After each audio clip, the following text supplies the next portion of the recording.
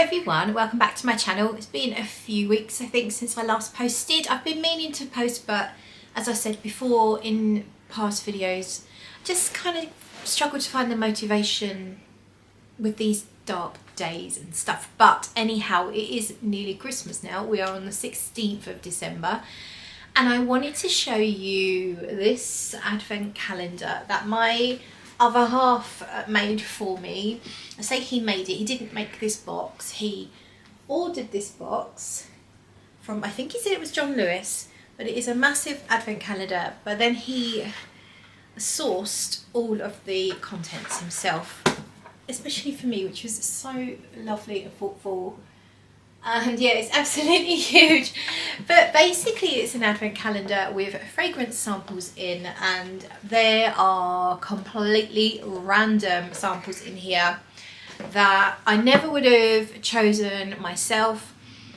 And what's been a revelation is the way that you obviously only open one day, one sample per day. So for example, let's give you number one. I'll just take the drawer out. Number one, the very first sample that I got to test was one I've never heard of before, and one I might have prejudged based on its name and the brand. So that's it there.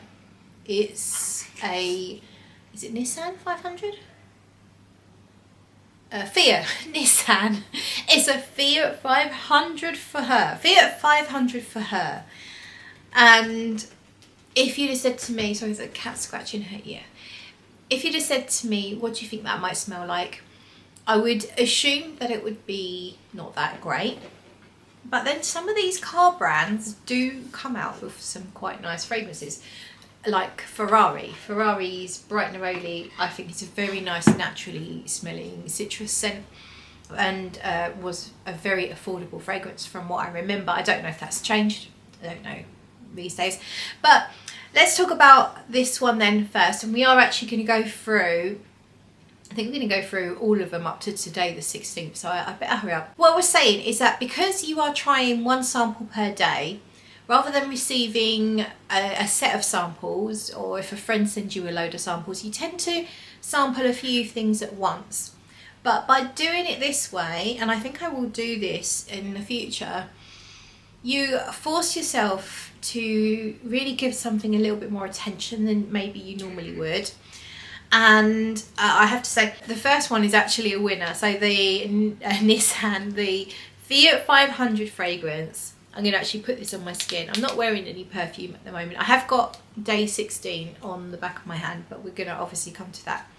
The Fiat 500 fragrance has got the notes on the sample: pink pepper, mandarin, lychee, gardenia, jasmine, magnolia, cedarwood, Virginia, sandalwood, and white musk. Now all of those notes sound really nice to me. I expect a really perfectly pleasant fragrance, but obviously companies can throw in some aroma chemicals that don't always agree with me, so you never know when that's going to happen. On this occasion it doesn't happen. It's really nice. Definitely got that fruity top that you might imagine from mandarin and lychee. There is something slightly plasticky about the opening, like a little bit of vinyl, like, not in a really bad way. It's a touch syrupy as well. But what I remember from testing it is the dry down. So it says it has white musk, and this one really does go really musky. Florals come out, and it actually reminds me a little bit of Almond Jane Levant, which is one of my favourite perfumes. So yeah, a little bit more fruity than Levant. At the moment it's almost a touch syrupy fruity, like a lot of modern female marketed perfumes. But the dry down was really nice. It's not a particularly strong perfume. I don't think it, you know, it's not going to last more than 5 or 6 hours probably. I have worn it and it became a skin scent after a few hours. I don't know the price. If this is affordable, which I'm assuming it would be, if this is affordable, then I think it's really worthwhile. If it's expensive, then I would give it a miss. But if you like Levant from Almond Jane, if you like a musky, fruity florals, then it is a really nice one. Albeit slightly weird in the opening with that slightly plasticky smell. Right, number 2 is actually 2 perfumes, and they are attached to each other here. And we have Aurora, hang on, Aphrodisiac by Ann Summers is a black one here, and then Aphrodisiac Aurora by Ann Summers is the white one. I can't really remember now what these were like. So obviously Ann Summers, I'm assuming these are quite affordable again. And we'll start with the white one.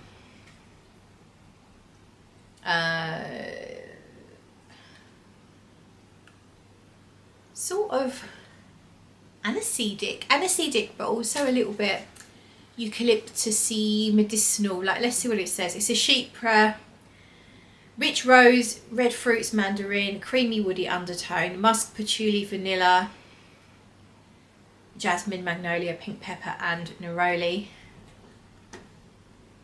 There's almost something a little manly about it. Sort of like a man's shower gel. Maybe like a man straight out the shower. You still smell his shower gel and he's like really hot. The shower was really hot. It's like a musky man smell a little bit. And I can smell that fruity, red fruitiness. What did they say it was? Red fruits. Yeah, it just says red fruits. Yeah, nothing bad about it. Not really my cup of tea, but okay. Bearing in mind I'm not putting these on skin. I have, but it was a while ago, so I don't really remember. I know I liked one of these a lot better than the other. So let's see what the black one, Aphrodisiac by Ann Summers says. Or smells like. Yeah, it's fruity again, but it's darker and woodier. Wood chips, wood dust and fruits, and then I'd say it's a bit sweeter. So it says woody fragrance with rich white floral accents, deep fruity plum, resinous base, divana surrounded by noble woods, dark vanilla and musk. Yeah, it smells a little bit generic, but it's perfectly nice. It does smell, I don't know if it smells cheap or young. It's a fruity, woody fragrance. It's okay. It's fine. But yeah, I'm not going to tell you to rush out and try it. It's not that exciting. So let's move on to number 3. Where are you, number 3? Yeah, this one I actually wore this one properly, not just tested it on my skin. It's Roberto Cavalli Eau de Parfum. So I think that is the original one. And I believe this is the one I had a bottle of before I really got into fragrance. I was just about to start really getting into fragrance and I had a bottle of this. To me it smells a little bit like suntan lotion, like a sweet white floral vanilla amber thing. Yeah, definitely get some sort of suntan lotion feel from it. Not coconutty, but that vanilla white floral tropical thing. It's really pretty. It's perfectly pleasant. I enjoyed wearing it. If you like Nux by Prodigy, is it Lux Prodigy? What are they called? What's it called? I think you know what I mean. If you like Bronze Goddess, if you like Guerlain Terracotta, if you like any of those frangipani sort of tropical island suntan lotion beach style fragrances, this one might be worth checking out. It's definitely quite floral, but it makes me think of warm sand, suntan lotion, tropical flowers. Very sweet, but really, really nice. I would guess it's sort of probably ylang ylang, maybe frangipani and jasmine and all the white florals. but definitely quite sweet, vanillic, airing ambery, but not in any kind of like really dark and mysterious ambery kind of way. More vanillic, really. But really nice, I think. So that's Roberto Cavalli Eau de Parfum.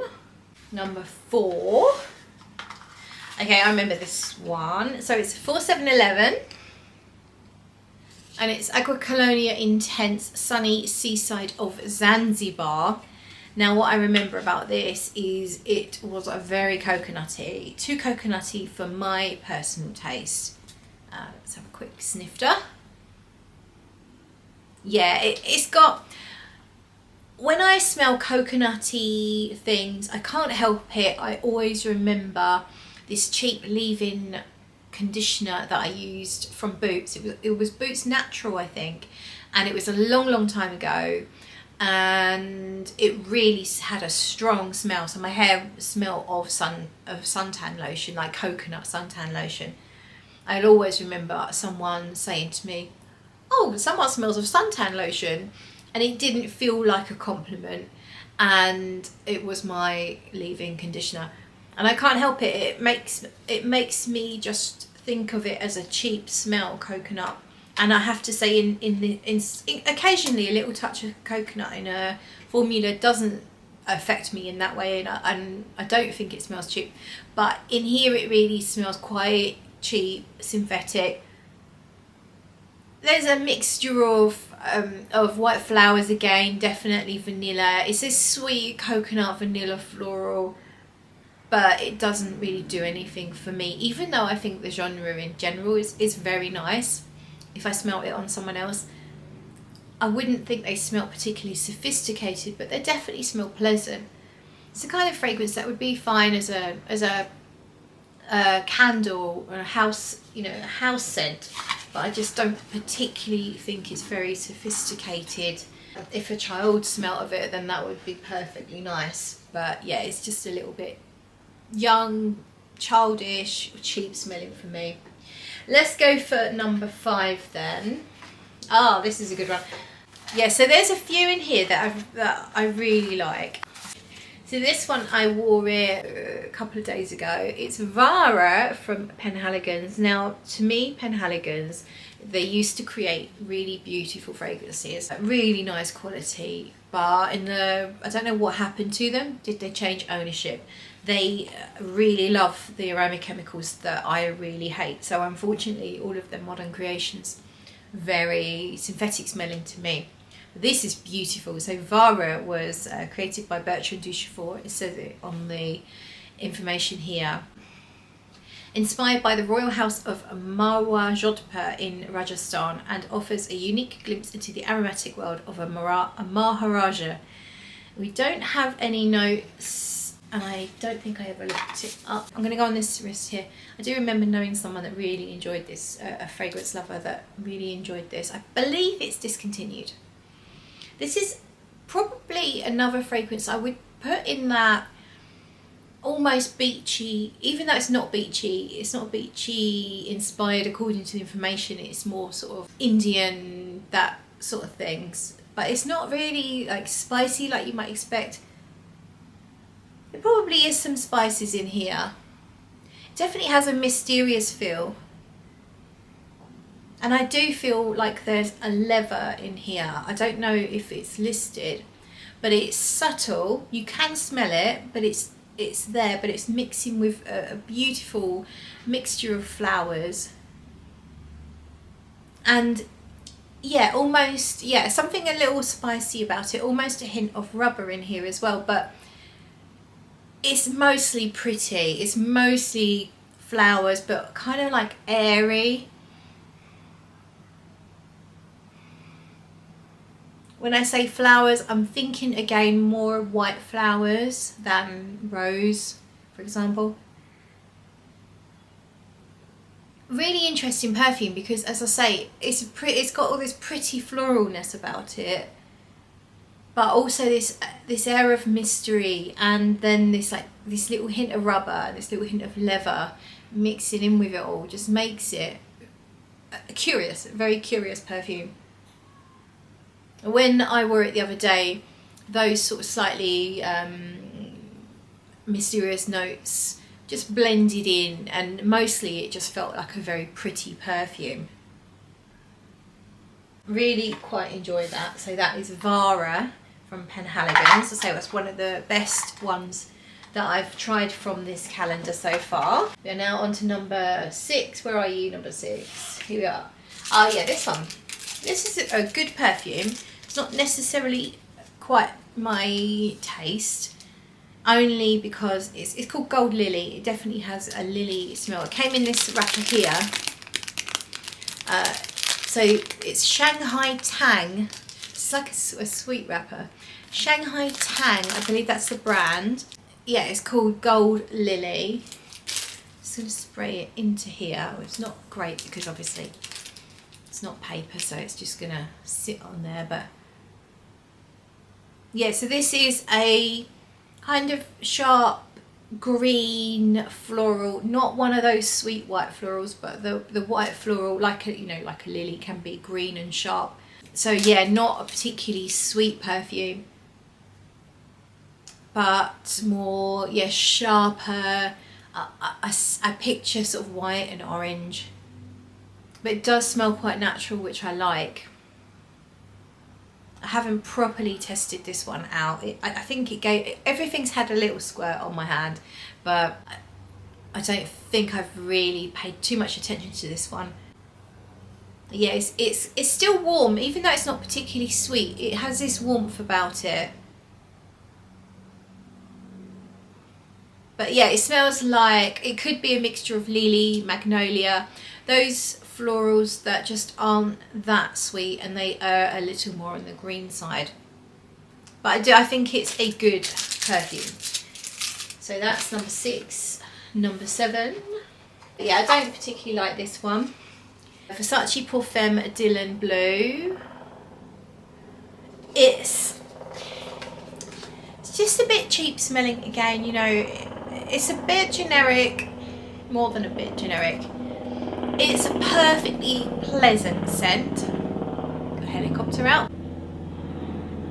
It's a little on the green side, and there's an apple note. I just saw a picture of an apple, and I can pick it up.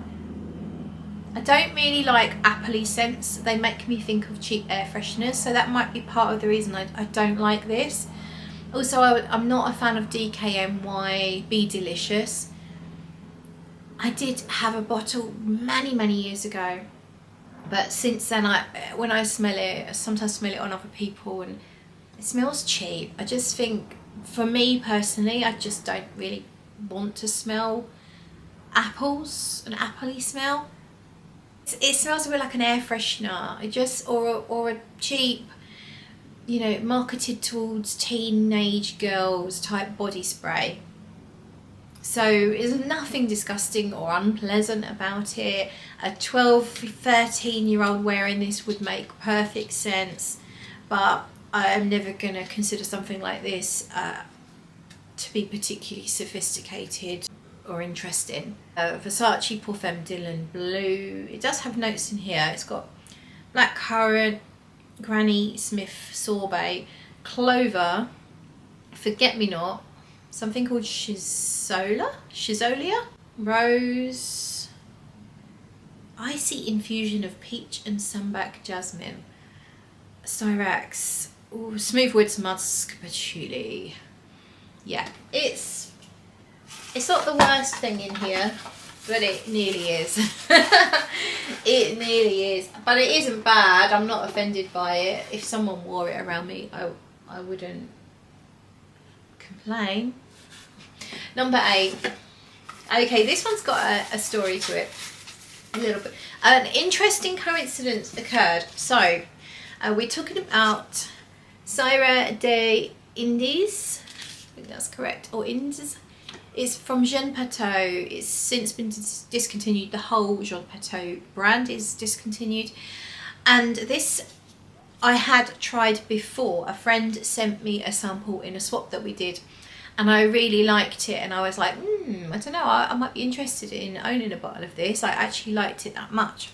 And I happened to be watching a bottle on eBay, that was at a low starting bid, because I looked at bottles on eBay and they were a bit more than I wanted to pay, because I didn't desperately want to own it. So I happened to be watching a bottle on eBay that was at a low, the starting bid wasn't bad, and I thought if I can get it for the starting bid I would be happy to have that. And anyway, that was, yeah, I was watching it now, like recently, but it was a long time ago that my friend sent me the sample, so it was good to re-sniff it. And it was really funny that so before I opened up, this story is really getting protracted now, I'm so sorry. Before I opened up the day, my boyfriend rang me and he said, oh, have you smelt your sample of the day yet? And I said, oh no, I'll go and get it now. And as I was on the phone to Pete, I got this out and I got a notification from eBay to say that my watched item is ending soon. And it was this, and I was like, oh yeah, let me re-smell this, because I need to make a decision as to whether or not I want to buy this. So long story short, yes, I did buy it. I think it was about £25 for this full bottle, and it just felt like fate. I know, felt like fate, but it's really, really nice. It's got a banana note. It's I would call it a semi-gourmand. The banana, I've never known a fragrance with a banana note where the banana note manages to hang around very long. And I would say that that is true of this as well. But this banana note is subtle. It doesn't smell like a foamy, sweet banana. It doesn't smell like a banana milkshake. It doesn't. It's soft, subtle, blended in with everything. So it's like a gourmand that does smell like a perfume. So they describe it as an oriental gourmand with champaca flower. That's all it says on here. But I do know that it has this banana note. It's kind of well known for the banana note. It has there's something in common. I don't know what the note is. It's in Vanille de Tahiti from Paris Monte Carlo. I smell it in Epona from Lismore's Papillon, and I smell it in here, and some people describe it as animalic. It doesn't really smell animalic to me, but there is something, I suppose, almost pissy, but not exactly pissy. But it smells like flowers, white flowers, yellow flowers, probably ylang-ylang as well, and a touch of sweetness, not a lot, a little touch of sweetness, and that subtle hint of banana mixing in. It's beautiful when you first smell it, when you first spray it. And I find this with a lot of the Jean Patou fragrances, is the openings are really excellent, amazing openings, but quite a lot of them, and I'd say this as well, they do kind of become a little bit mediocre in the dry downs, but not bad. There's nothing jarring or nothing unpleasant, just not as great as they were to start with. Like the really wonderful things that you smell in the opening sort of do fade away fairly quickly. But still, I really like this, and it leaves you with this soft, subtle, musky floral with a slight sweetness. Once it has dried down, it is still perfectly pleasant, and then if I feel like it's not exciting enough anymore, I can just spray something else on top. So yeah, so that ended up actually being a purchase. Sira des Indes from Jean Patou. So that was day 8. Day 9. This is a bit of a fail, and it is Charm Club. Here we are. Is it Charm Club? No. Charm Rose Intense from Thomas Sabo. I think it's called Charm Rose Intense. This is a rose patchouli scent, and it's a bit heavy on the patchouli for my taste, so that's why it's not really my cup of tea.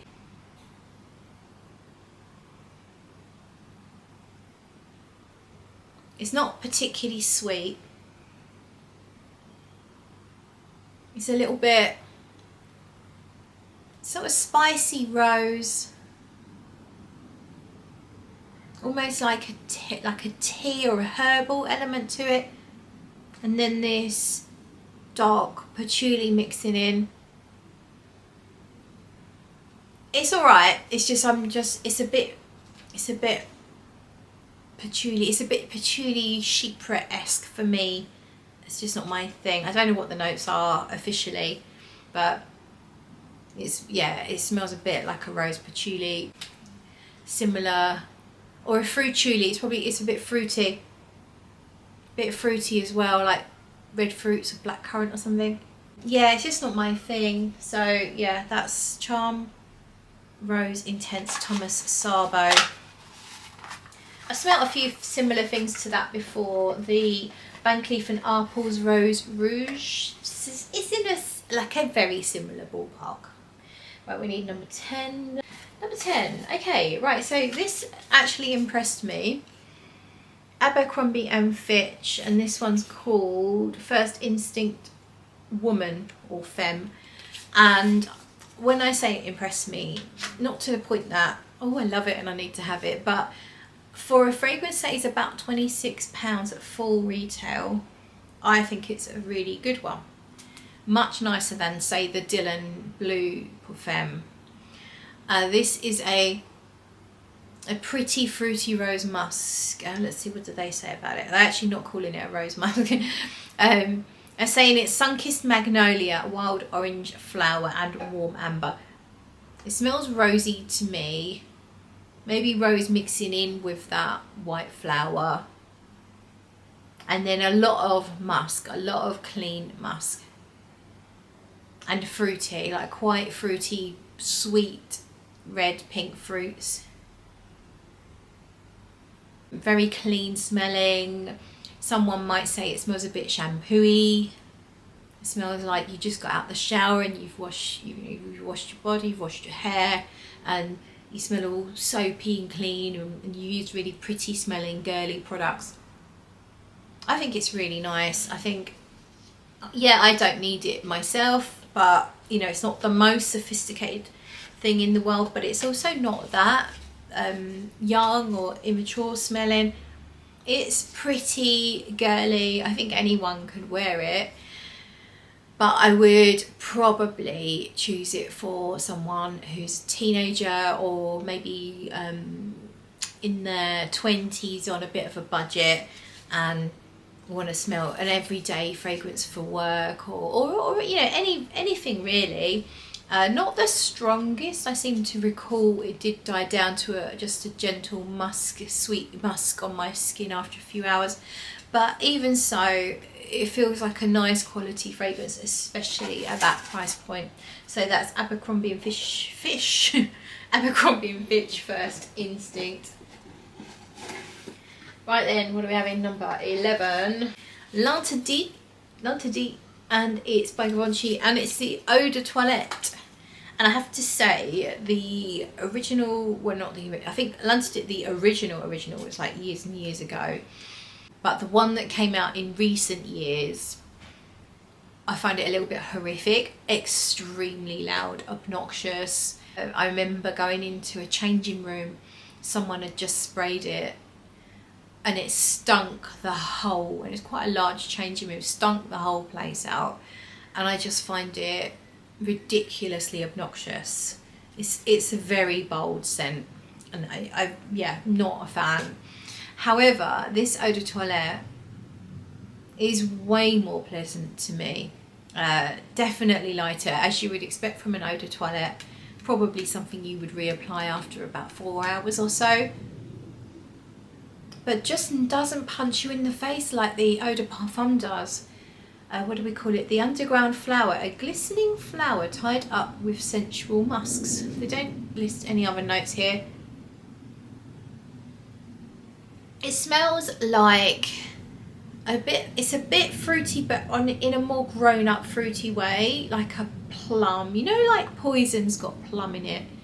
I would say this could even be in the same ballpark as Poison. Not, if you like one, you'll like the other. No, they're not similar really, but in the way that it is quite an intoxicating, grown up, mature kind of scent. But definitely a nice muskiness about it. I really enjoy the muskiness. I don't know what flowers I'm smelling. It could be a mixture of rose and white floral. But it definitely has a more of a grown-up feel than a lot of these perfumes do.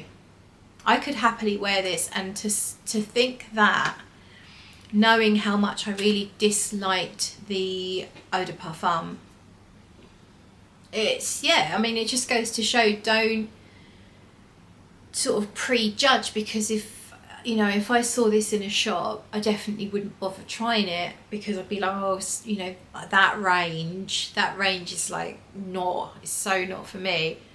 But actually I'd wear this. It's really quite pleasant, and yeah, I'm just really surprised at that. So L'interdit Eau de Toilette, that was a happy surprise. Let's go to number 12. This is a really interesting one. Not what I expected at all. Aqua Allegoria. So with Guerlain, Aqua Allegoria, Forte, Nerolia, Vetiver. Not what I expected, because I expected, like a lot of the Aqua Allegorias, I expected to really smell what the name suggests. But to me, this is quite a weird fragrance. Yeah, as soon as I spray it, it's such a weird fragrance. It's sort of fruity, but like this weird rooty. It's more like a sandalwood to me than a vetiver. Yeah, you can tell there's sort of like citrusy elements to it, but it's not really obviously neroli to me. In the way neroli often smells a little bit like stinging nettles to my nose when I smell it, you know, when it's in its that natural form, like essential oil, and in some fragrances it smells like that. But here I smell a sharp greenness, which could be coming from the neroli. Definitely like a sharp citrus, but it could even be lemon. More likely to be lemon to my nose than neroli. And some kind of weird, almost like a rubbery sandalwood or something. There's something just bizarre about this. And that's not a bad thing. It's not necessarily, for me, it's not my thing. I don't personally want to smell like this. It's just a bit weird. I think it's a Marmite scent, honestly. I think there's going to be people that love it. And I give it props for the fact that it is so bizarre. It doesn't smell like, if you expect a citrusy cologne type scent, it's nothing like that. It's very full bodied, almost a figgy. Yeah, I'd say it's almost figgy. Let's have a look. What do we have? Neroli becomes more intense and is emboldened in a luscious figure chord. Oh, okay. I promise I didn't see that. I promise. Over a vetiver and tonka bean base. Yeah, it's weird. Yeah. I think that fruitiness comes from the fig. Fig can smell a bit peachy as well. It's bizarre. It's quite bizarre. It's just not what I expected. Maybe the name is throwing me off here. Maybe if they put fig in the name, I'd be a bit more like, oh yeah, that makes sense. But yeah, I don't know. Really pleased to have been able to try it properly, and happy to say that it is not for me. So that was 12, and let's find 13. Here we go. Alright, this is the worst one in the box so far. This is bloody awful. It's Ghost Orb by Night, is it? Yeah, Ghost Orb by Night. This, I made the mistake of putting it straight on my skin, thinking it's just going to be a generic fluty floral. But, I mean, it's sort of that, but it's mixed in with all those nasty modern aroma chemicals that a lot of niche brands are putting in their perfumes. That generic smell that you get if you walk into Harrods, when you walk into the perfume area of Harrods, where all those modern mass-produced niche perfumes have been sprayed at once. You can smell syrupy fruits. What am I smelling? I don't know. Peach, oranges, but then there's that underlying sort of almost slightly burning smell of some kind of terrible aroma chemical that will make it stay on your skin forever. You will feel like you've gone to hell and you're burning in hell with it. It's awful. It's really awful. Note wise, we've got bergamot, cherry almond, orange blossom, freesia, jasmine, sandalwood, caramel, white musks. Oh, and it's vegan. Look at that. So yeah, of course it is. It's absolutely disgusting. I hate it. I will never put that on my skin. I wouldn't wish it on my worst enemy. It's shocking. You will pick up the cherry. As I said, I did have it on my skin. I remember it being on this hand. And I did get some of the cherry through the horrible aroma chemicals. I did get some of these notes, but you have to understand that you just can get this like dry, woody, sort of almost burny type smell that burns your nostrils. And yeah, honestly, don't wear that around me. I won't be polite. I will not be kind. So that was 13. Ghost Orb of Night. Oh, this one's pretty bad. And I was really surprised. It gets a bit of love from the fragrance community. It's Burberry Her Eau de Toilette, and I was curious to test it.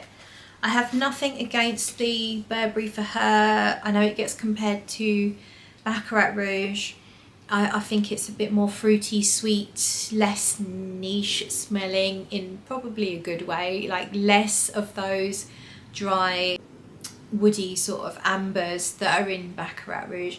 So I thought, oh yeah, great, I get to test this. It has had some good reviews, and I did put it on my skin, and unfortunately this does also have some of those aroma chemicals that I really don't like. Not to the extreme that the Ghost one has, but enough that it really did get on my wick. The opening is very fruity, syrupy fruity, like if you had a tin of tropical fruits and it's not preserved, it's not kept in its fruit juice, they've actually put it in syrup, if you know what I mean, like syrupy fruits, like maybe, you know, you get like tinned cherries in syrup and peach and stuff like that, a little bit like that, and then something underneath. It's maybe a little bit like raspberry like, but then this dry, woody, amber type aroma chemicals in there. It says it has a green pear note, a honeysuckle heart, and an addictive musk. It's a very modern female marketed design and perfume. And yeah, it's just got those dry aromatic chemicals in that bother me, but not really bad, just not good. I don't want that on my skin. But the Ghost, if I had to wear one out of that and the Ghost one, then I would definitely choose the Burberry, but I'd still hate every minute of it. Right then, let's find number 15. Here we are, 15.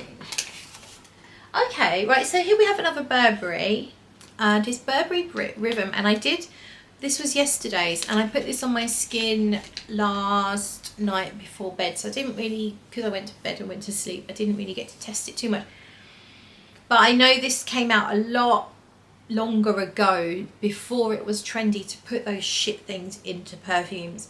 So I risked putting it straight on my skin, and actually it's quite pleasant. So I am going to do it again. So I'm not, you know, I'm not prejudiced against a Burberry, although they did make dresses out of hamsters, I think. So they are arseholes. So I'd probably rather not line their pockets for what they've done in the past, and maybe they still do that, who knows. Let me know if you know anything about Burberry's, how they treat animals these days. Do they still make clothes out of dead hamsters? Burberry Brit Rhythm For Her Eau de Toilette, just in case there is an eau de parfum,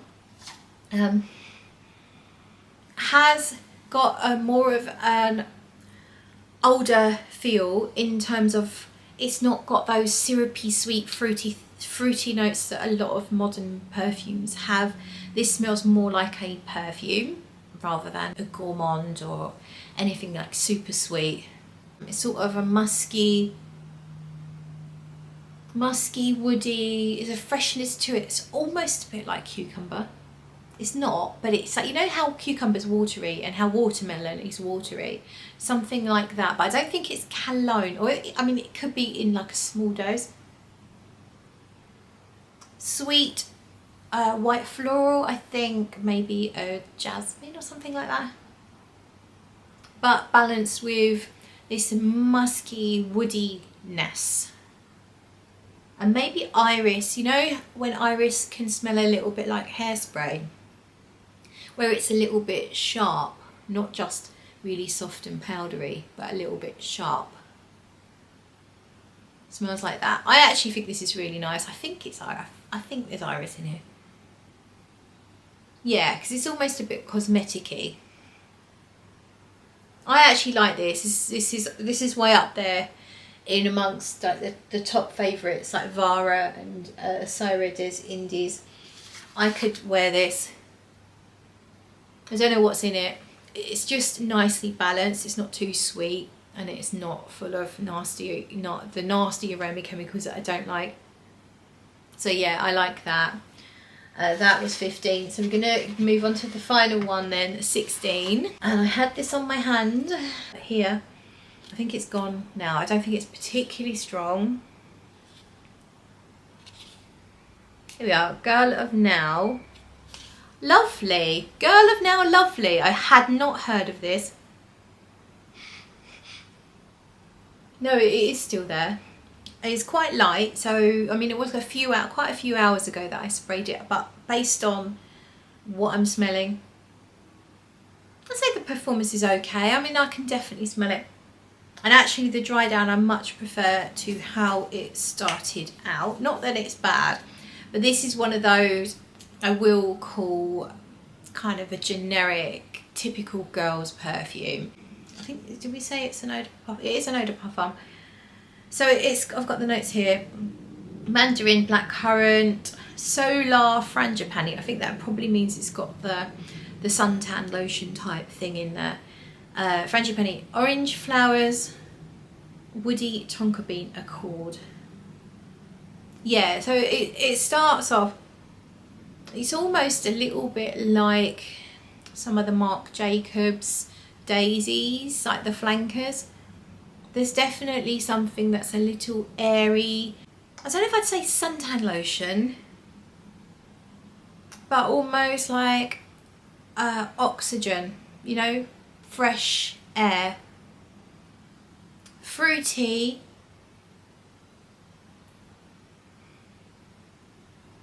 Fruity but soft, very musky, very clean, a little bit syrupy. Definitely modern designer perfume, that sort of the way. And when I say synthetic, I'm not talking about the nasty aroma chemicals this time. I'm just talking about how you know it's been created rather than it's coming from nature. It doesn't really smell like it's coming from nature. It smells like a modern designer fruity floral perfume, but it's perfectly pleasant. But what I like much better is the dry down. On my skin it's very much just a soft musky vanilla really, which is not a listed note, so it's probably the tonka that I'm smelling. It smells musky vanillic with maybe just a hint of the fruits left. The dry down's really, really pretty. Like a baby should smell like this, you know. Very innocent, soft and pretty. The opening smells like what maybe a 14-year-old might want to smell like. Not exactly sophisticated, but still way better than the Dylan Blue. Much better than the Burberry For Her Eau de Toilette and the Ghost. Let's not even mention the Ghost ever again. Yeah, I think this is nice. I'm probably not going to feel like I would recommend it to anyone really, not with all the competition out there, but it's perfectly pleasant. So that is it. We have finally made it to day 16 today, the 16th, and I will try and do the rest in another video. This has been a long one. I hope you've enjoyed it. If you like a long one, do put an emoji in the comments that lets me know that's exactly how you feel. And if you want to support the channel, you can always do so by buying me a coffee. I'll put that link in the description. Until then, I will see you in another video. Bye bye.